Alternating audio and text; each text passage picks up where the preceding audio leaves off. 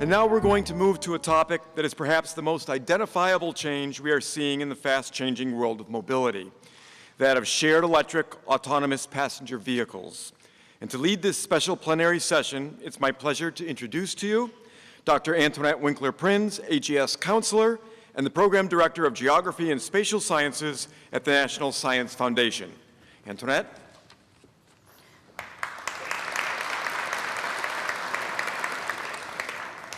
Thank you very much, John, for that introduction. It's really my pleasure to be here to introduce to you the Gamechanger plenary of this afternoon.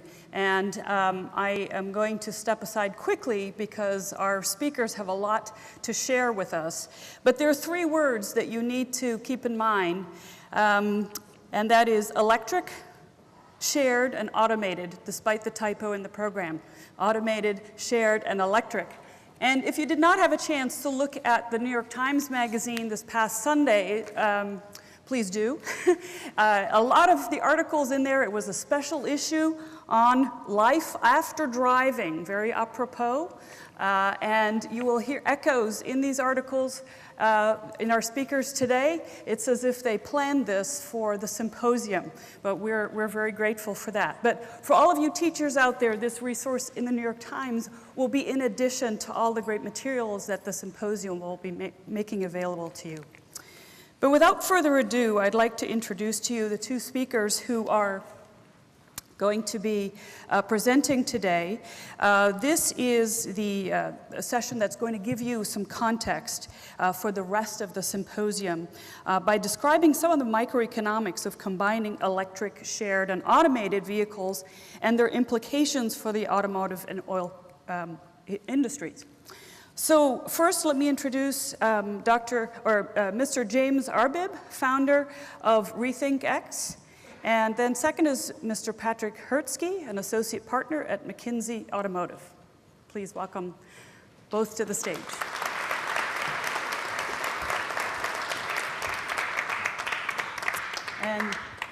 Well, thank you very much. The future of mobility in 15 minutes. So technology is opening up incredible possibilities across society. And over the next few decades will fundamentally reshape every sector of the economy. But the history of progress is not smooth. It's one of a series of long periods of incremental change, punctuated by sharp disruptions. Now, these disruptions are non-linear, and they move in S-curves. Unfortunately, the tools and techniques we use to forecast the future are wholly inappropriate for these periods of disruption. We fundamentally fail to understand exponential change. When we want to predict the future, we tend to start by looking backwards to a point in the past and drawing a straight line to today, and then extrapolating that line onwards into the future. Unfortunately, change is not linear. That's the first mistake we make. The second mistake we make is that we assume that the system is a simple system, that one variable in the system changes, but all else remains equal. But that's a fallacy. It's a complex system. Change to any one variable ripples across the system, changing all others. We get a series of non-linear accelerators and constraints, the network effects, the system's dynamics, the feedback loops, and so on, that drive this non-linear pathway.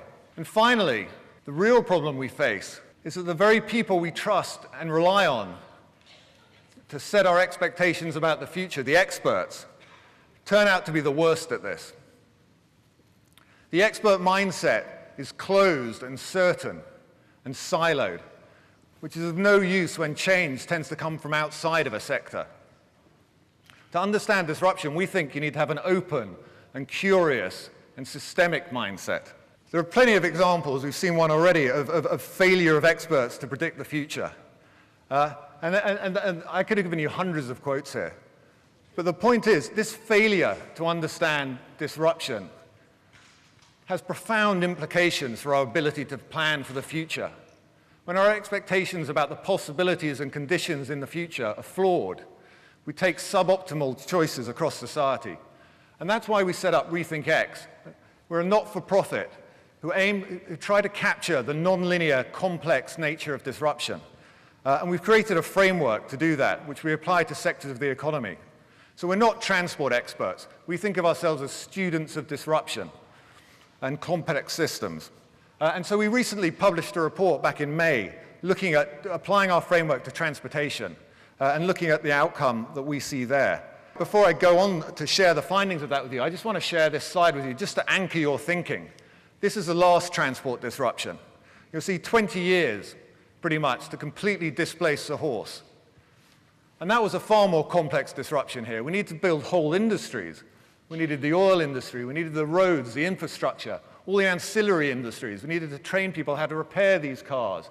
We needed all sorts of legal requirements to allow these cars to go on the road and so on and so forth.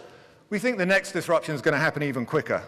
It's a far simpler disruption in terms of infrastructure and so on.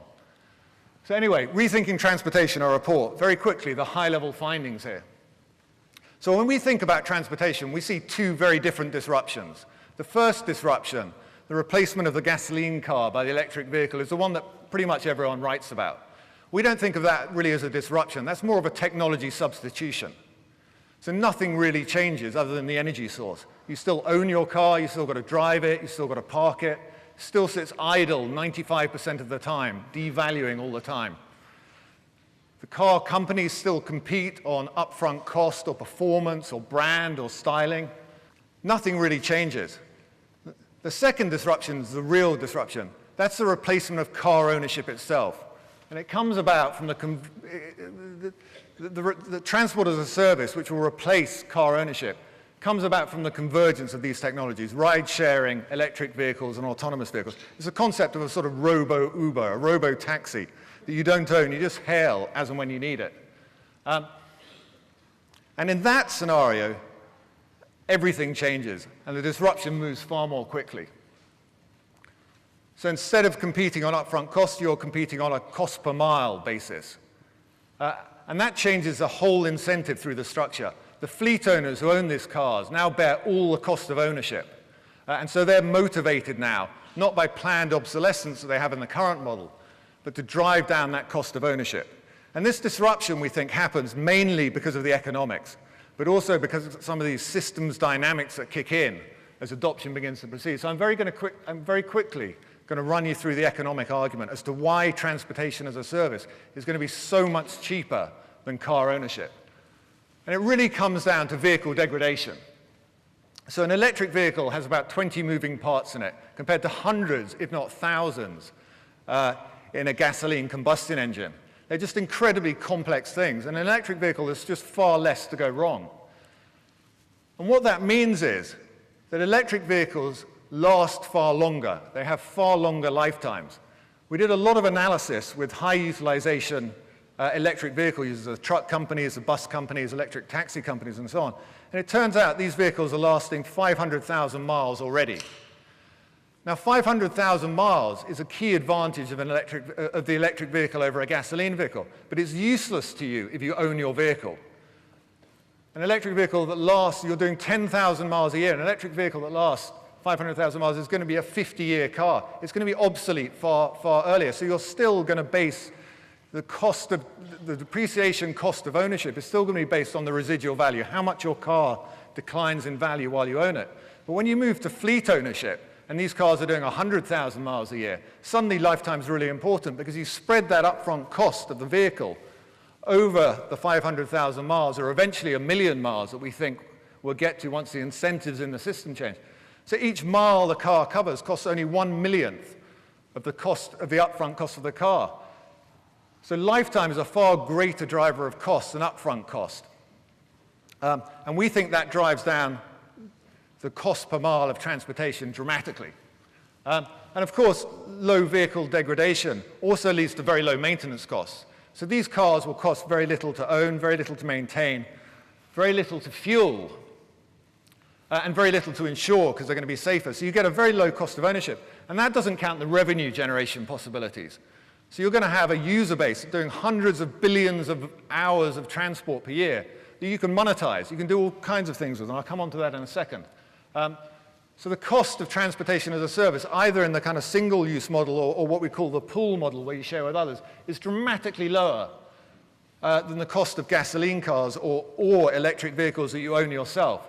And it disrupts not just new vehicle sales, it disrupts the entire existing fleet. That middle line there is just the cost of insuring, maintaining, and fueling your gasoline car. So even if they were free, even if cars were free, it would still be over twice the cost of transport as a service to use your vehicle. So we think this disruption disrupts both new car sales and the existing fleet. We think people will just abandon or sell their vehicles to access transport as a service once it's available. So given that cost dynamic, the dramatically lower cost of transport as a service, and the increase in value, the two things that drive disruption, value being availability, quality, utility, those sorts of things. The question is, how far and how fast does this disruption go? And I can't go into too much detail here because we're short of time. But really, to look at that, first of all, we start with cost and value. But then we look at the consumer dynamics. How might consumers act? And from a consumer perspective, this is a really, really easy disruption. You don't have to buy anything. You don't have to learn how to use anything. You literally download an app and you're ready to go. You don't have to commit to it. You can use your car and you can use transport as a service when you want, in the same way we sometimes take taxis and sometimes drive our own cars. Businesses we look at as well. What are the incentives and drivers of business behavior? And given the existential threat to their existing business and the huge opportunity there, we think companies will make supplier vehicles available. And we don't see any supply constraints in terms of producing these vehicles, because these cars are doing 100,000 miles a year, and you need a fraction of the vehicles in a transport as a service fleet than you need in the private ownership model. And then policymakers, what will they do? Well, there are huge gains to the economy here. You've got a disposable income increase of an average of about $6,000 per US family. That's $1 trillion in aggregate as a boost to the economy. And you've got 150 billion hours freed up from driving when we get to the end of this disruption. And that's worth, conservatively, at least another $1 trillion to the US economy. And then you've got all the gains in terms of infrastructure, the land that comes back in cities, and so on and so forth. You've got the health benefits, the safety benefits, the environmental benefits. So we think generally there's going to be a supportive framework, policy framework to drive this disruption. And then you've got to understand these complex systems dynamics. And those dynamics tend to make transport as a service ever cheaper and ever better, and make car ownership ever more expensive and ever more difficult to use. So when we put it all together, we get to this. We think 10 years from the development of autonomous vehicles, so the day on which autonomous vehicles are allowed in broad use on the roads, we think within 10 years, 95% of passenger miles in the US fleet will be done by autonomous vehicles. And if we're right, that has profound implications across the economy and across society.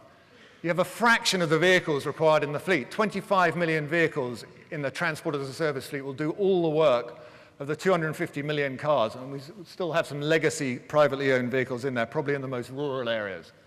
Car sales drop almost to zero very quickly, we think, because there's going to be a massive oversupply of vehicles in the fleet. And we think there'll be declining used car values because people sell their cars and move over to transport as a service. And that will make the choice of buying a used car or a new car, if you want to stay in the private ownership model, far more likely for people to buy used cars than new cars. But we think there'll be almost no new, there'll be diseconomies of scale that kick in as new car sales begin to dry up, pushing up the cost of new cars. And the whole value chain here gets disrupted all the way along it. We don't think there's very much value. We think the whole value chain gets commoditized, essentially. There's little value in the hardware. It's unbranded now. You're not competing on all those things you were competing on before. We don't need car dealers. Insurance gets hit, and so on and so forth. But we think where there might be opportunity and what might define success in this market will be these other revenue-generating opportunities. All kinds of things we can't even think about now. There are some obvious ones we've talked about. And in a competitive marketplace, the revenues generated here will largely be passed on to consumers in the form of lower prices, opening up the possibility in some instances of free transportation. We call it the Googleization of the economy. It's a model that Google and Facebook use currently, where they give away their product and make a ton of money out of monetizing the user base. And of course, for oil, it's not good news. We think if this happens globally, you lose about 30 million barrels of oil per day in terms of global oil demand out to 2030. And that clearly affects the oil price. Now, some countries get hit worse by this, and some companies and so on, but it's bad news for the oil industry. And then those implications are across society. I'm not going to dive into them, but there are huge geopolitical implications, there are investment implications, clearly huge opportunity and huge threat to investors. There's a lot of job losses here, which we need to plan for and mitigate. It might change the entire structure of our cities and where we choose to live. Cities might become far more livable and far safer, meaning people move in, or commute times might go down and might mean that people move further out. We just don't know, and that will depend on policymakers and the choices they make. And finally, all that space that's freed up in cities. We think there are three San Franciscos freed up in LA, parking spaces that come back because these cars don't need to park. And then out to 2050, there are all kinds of other disruptions that might come along. This is just the first disruption. We see a series of disruptions that might disrupt the disruptions as we go through this. VR might change the way we travel, the way we work, our need for transport.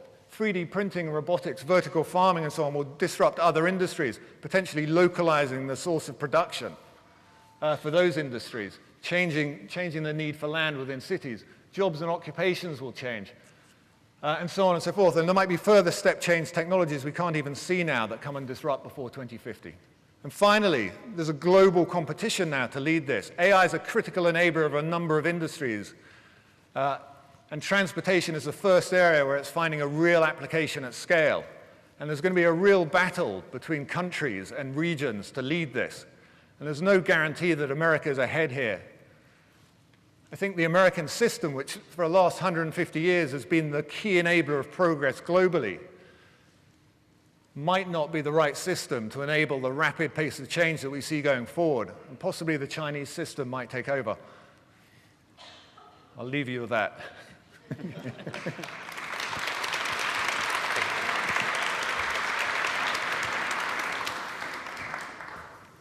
So we'll try to be incremental to James here. Just by way of introduction, my name is Patrick Kirksey. I'm an associate partner based out of our Detroit office and part of what we call our McKinsey Center for Future Mobility. We're also quite excited about many of the trends that we just spoke about a moment ago, but I'm going to try to put a slightly different lens because we're talking a lot about urban and cities. So I'm going to talk a lot about these same things, but in the lens of cities. And just a few facts, which will many of you may know, but we can also serve for other parts of the plenary and other parts of the day here. But 80% of the GDP comes from cities today. But at the same time, we would estimate between 2 and 4% in current mobility models is lost in GDP just through the pollution, the knock-on health effects, and then some of the lost productivity in millions of drivers spending hundreds of hours in cars and in traffic.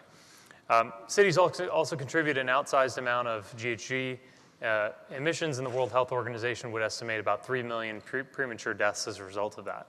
So there's real societal problems, especially in the emerging markets. And there's going to be an accelerant also for cities from a commercial perspective, and I'll talk about commercial vehicles in a minute, which we haven't talked as much about. And so 40% is probably a low ball estimate. This could go much, much higher. But you think of all the Amazon boxes now piling up in apartment complexes, which is generating other business models in of its own. But just expect that to accelerate. And also, this is not a declining problem. More people are moving to urban environments, not less. So we would expect by 2050, over half the world's population is in an urban setting, not the other way around. So these problems are exacerbating. These challenges or opportunities are growing, not shrinking. It's also important to subsegment cities and think about not just the developing world, but also the developed world, and where are we going to see growth? Where are we going to see rise in wealth and GDP? And as we look at the thousands of mega cities across the world, our studies would say 410 of the emerging market cities actually could contribute 40% of the future growth in the next 10 to 15 years. And this is not just a developing story. The developed market in 90 cities in the US and in Canada, we think would contribute at least 10% to that. But it is important when we think about how technology change happens. So we talked about the disruptive S-curves. We would say a lot of S-curves can even happen faster in the developing market. And on the right-hand side, you see the most dramatic kind of visual example of that. But in months after launch of Uber, the number of trips and China cities versus the rest of the world. Also, when we think about where are different investments happening? Where is the innovation happening? What types of innovation? What parts of the world?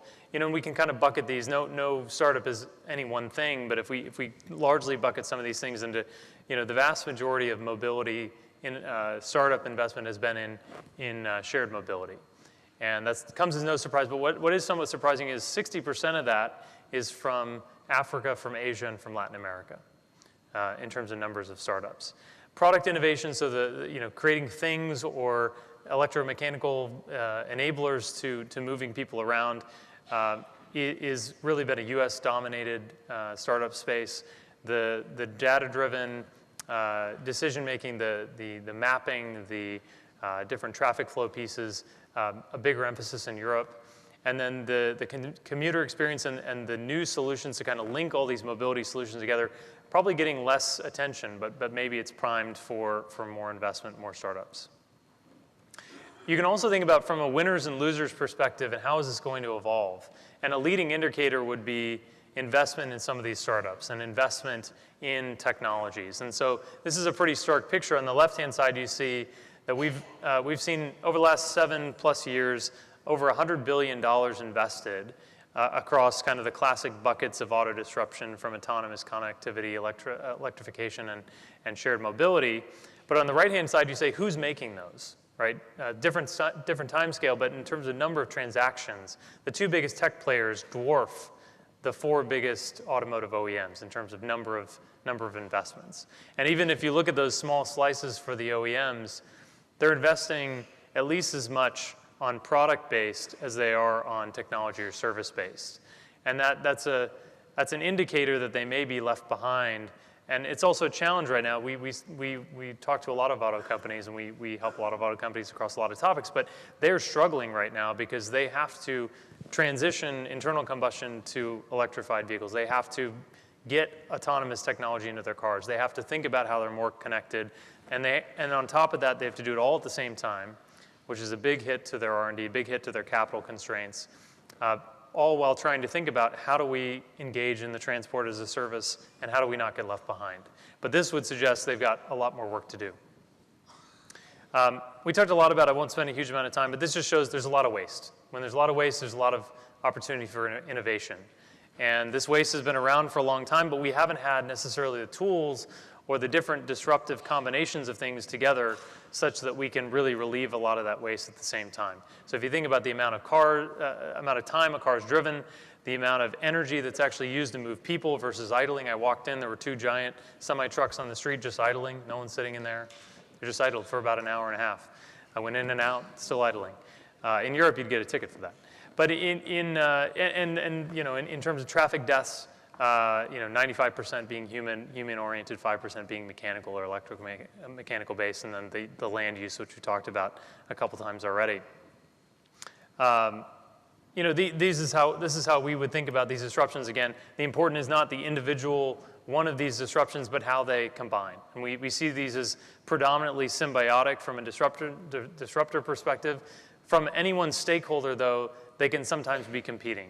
And as I mentioned, for automakers right now, they're competing for dollars. And automakers or suppliers or others in the value chain are struggling to figure out how do we invest in all these things at the same time and don't lose our leading position or don't fall behind. Bringing it back to cities, though, when we look at, we segmented across 2,600 cities, and we said, not just in the next to 2050, but in the next 5 years, the next 7 years, what are some of the things that could evolve more quickly? And what are the type of archetypes? And what are the subset of those 2,600 cities that could really move much more disruptively? We figured out about 50 cities we think are really primed for much more dramatic change. And we see a lot of these disruptions as really asymmetric. So a lot of what we talked about in this S-curve of change a moment ago with James, we see this as starting in cities. And cities have a great opportunity to be catalysts for that change. But we think it could happen in different ways. So in dense developing cities, you think of last time you were in Mumbai or a tier 2 Chinese city, the noise, the congestion, the air pollution, they need fast solutions to clean the air, clean the transportation, electric buses, electric cars, closed off zones to commercial vehicles, and they need to reduce the number of vehicles dramatically. So you need a shift of shared and you need a shift of electrification. At the bottom, in the dense developed cities, this is where true innovation and a lot of these mashups of technology and new seamless combinations of modes of transportation can really happen. And in the middle, there may be wealthier, sprawling cities where you see a mix of private and shared ownership. Even those assets are more expensive. As we talked about, just a different view of the cost curve. This cost curve changes a lot when you introduce robotaxis. And that white line moves much more closely down to public transport, which for those cities that are already heavily public transport oriented is actually an interesting challenge. You might introduce more congestion and have a real competition to buses and subways with a new, more efficient, cheaper transition. And then lastly, we haven't talked much about commercial vehicles, but they have an outsized impact on NOx and on particulate. So it's an important topic, and it's one that's actually starting to shift quite dramatically. From the electrification perspective, just one lens, the good news is that there's already use cases that are in the money, so to speak. So if we think about the announcement of Daimler partnering with their e-Canter truck with UPS here in the US, or we think about Ford partnering with the DHL's street scooter program, those are just two small examples. But this is a situation where we're at a point of transition that we won't be moving backward. These are businesses, they are total cost of ownership minded, and the second they understand a use case is going to be more beneficial to them financially, they're going to be willing to switch. Now there are some barriers, but this just shows from two time periods, just now and then 5 years from now, you get to expand that use case into broader range of use cases, broader distances, and I think if you expand this beyond this, the medium duty segment's also primed to change. I think the heavy-duty segment in shorter distances can change pretty soon. The long haul yet to be seen, and we'll learn some things from Elon Musk tonight, I think. And then lastly, if you look at, we looked at hundreds of different levers you could pull for commercial vehicles for cities specifically. And what we found was 6 that we think have an outsized potential to drive down emissions, down delivery costs.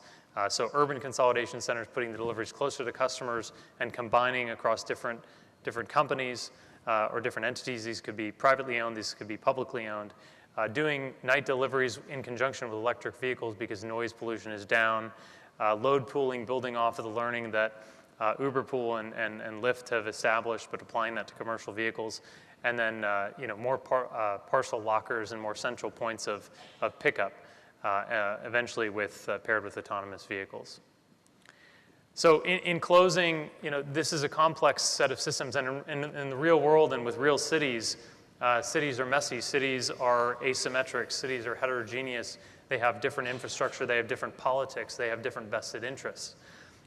You need systemic thinking, and this needs to go along the starting, what is your starting point as a city? What is your starting point for New York City? From your current modalities of transportation, your current technology base, and then what are your policy decisions that you can change, and how does that combine from your starting point to where you want to go? We talk a lot about the enabler of technology, but we shouldn't ignore the enablers of financing and the enablers of new business model. With that, I'll close, but there's lots more information on our website if you'd like to, or feel free to contact me after. Great, thank you.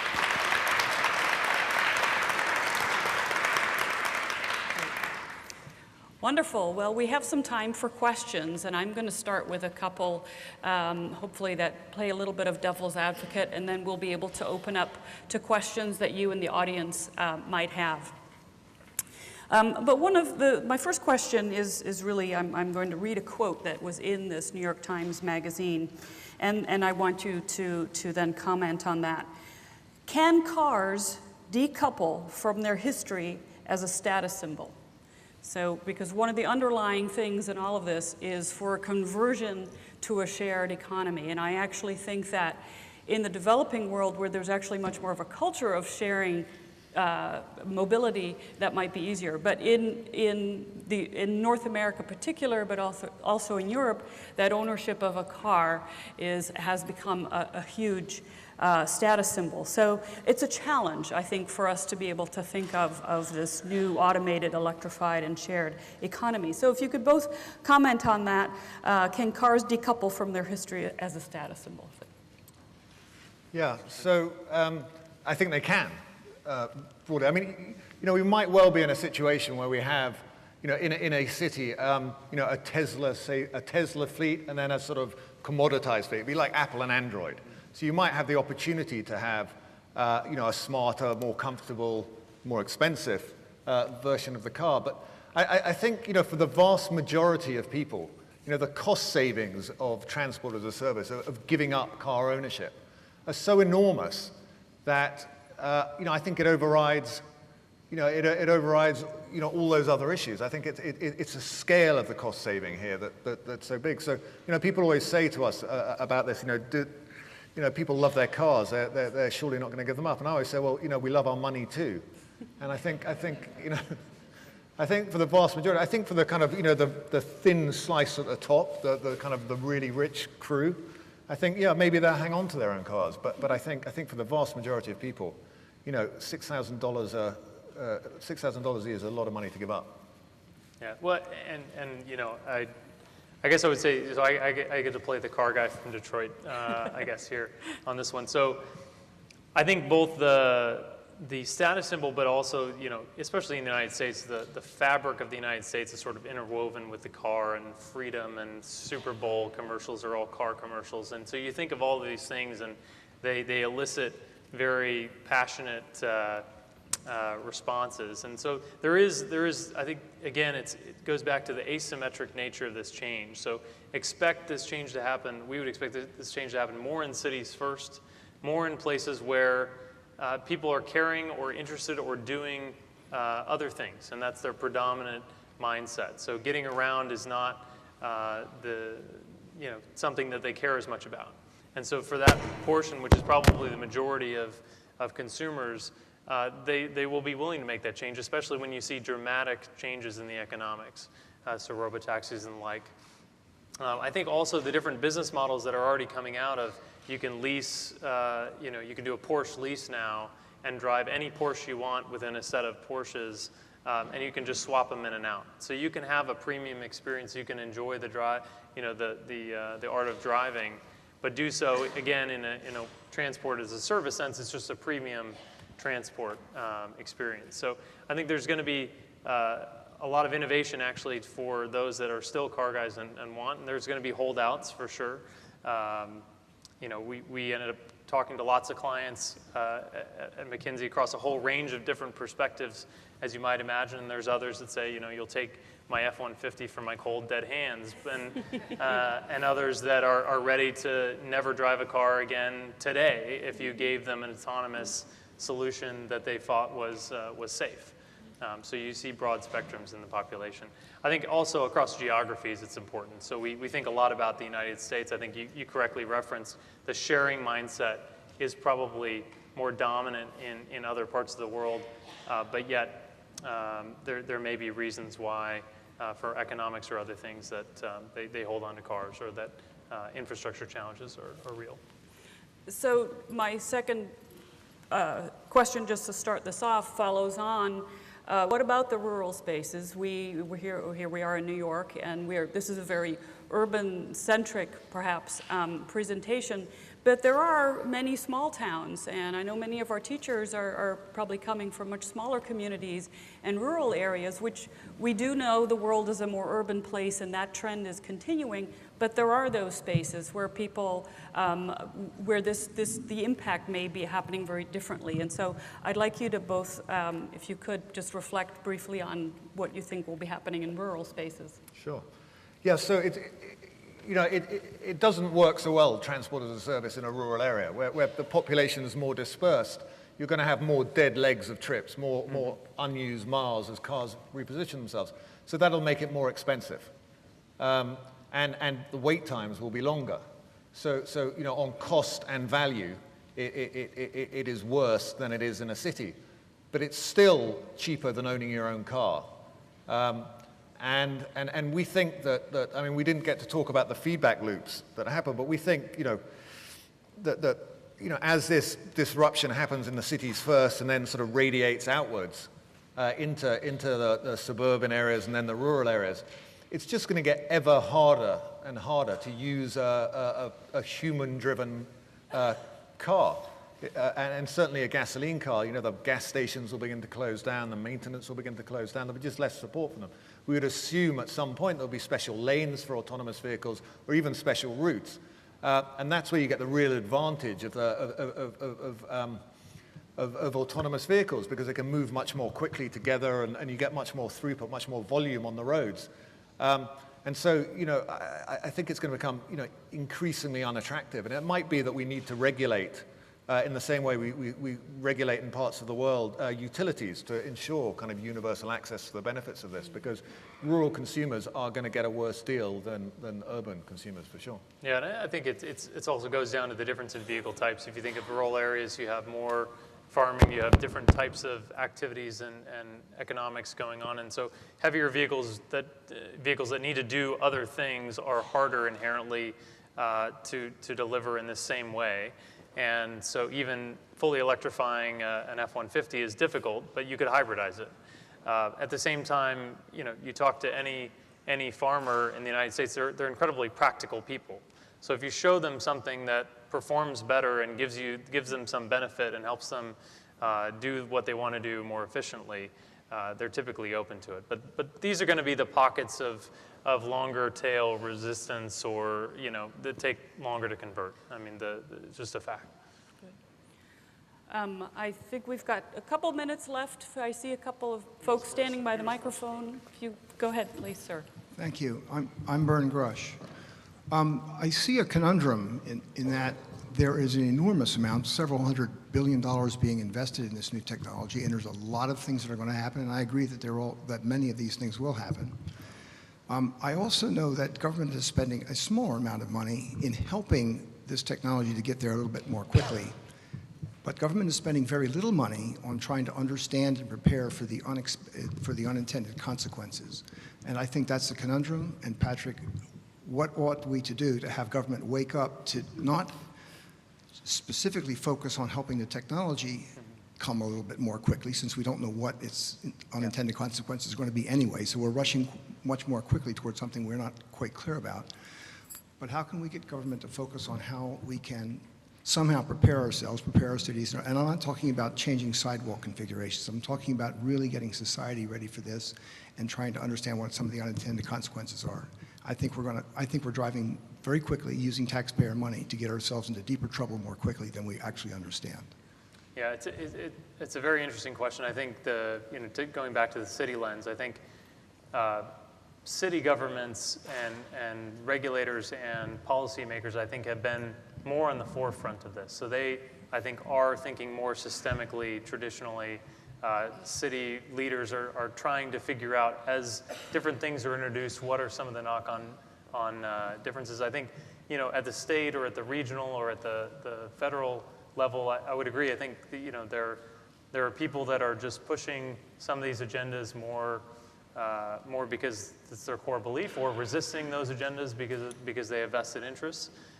And I think there's a whole host of unintended consequences. You talked, James, about a whole host of different industries and disruption that's downstream, second, third order impacts. And I think he's exactly right to say we don't know.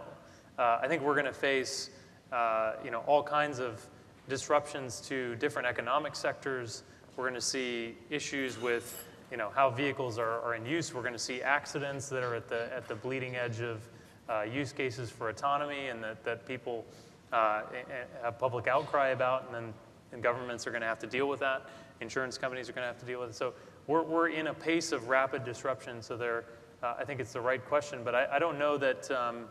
I think city governments are there, and they're starting to think about the right things. I think federal governments or national governments are thinking more at the emissions reduction level and things like, and congestion reduction level, but probably not thinking about until they're faced with some challenges and some issues to wake up. I think it's going to take some unintended consequences for them to wake up. One last question, then we're going to, I believe there's a break on the schedule. Go ahead, sir. So while I'm also on the electric vehicle pep rally, I want to make sure that I understand that from a standpoint of noise abatement and efficiencies in an urban environment, I'm all over this and an amen. From a standpoint of actual carbon footprint, the use of rare earth metals, the use of key materials that are energy intensive, and the overall life of an electric vehicle actually has a higher carbon problem than a combustion engine does now. So I'd like your comments with regard to where is the cutting line and the balance between electric vehicles and Elon Musk land, and where we ought to be as a nation. Okay, so I think, you know, there's the analysis that's done on you know, the carbon intensity, the life cycle analysis for electric vehicles is wrong. I don't think there's a realization of how long these vehicles last. So if a vehicle lasts 1 million miles and you're getting 1 million miles out of one vehicle, then, you know, I think the assumption that goes into those life cycle analysis assume a lifetime of about 100,000 or 150,000 miles for the electric vehicle. Because for an electric vehicle, most of the, well, a large proportion of the carbon is in the production of the vehicle at the outset, rather than the use. Right. Now, we would assume also that the energy sector or the electricity sector moves a lot more towards renewables over the period of time of this disruption. So that's another angle which will reduce carbon emissions. I personally think all we're doing is trading who's smoking the cigarettes. But I would just add, I think it's a valid question. I think it's the reason that industries have to move together to have a real impact on emissions. So you need renewables, and renewables have been moving quite quickly from their economics, but you need those moving together with electrification to have the biggest impact. I think that's right. I think the efficiency in batteries will also help in terms of as battery technologies and chemistries change, the use of some of those rare metals reduces over time. And then I think you know, the secondary market also becomes important. Right now, it's fairly difficult to take batteries, extract them from an electric car, and reuse them in the stationary storage market. But that's becoming more efficient. People are working to come up with different business models. So the more you can reuse those batteries, which have a lot of useful life for stationary storage, the more you reduce that overall footprint in the long run. Okay, well, thank you both very much for this thought-provoking talks and sessions, and hopefully you can answer more questions in the networking event. Thank you very much.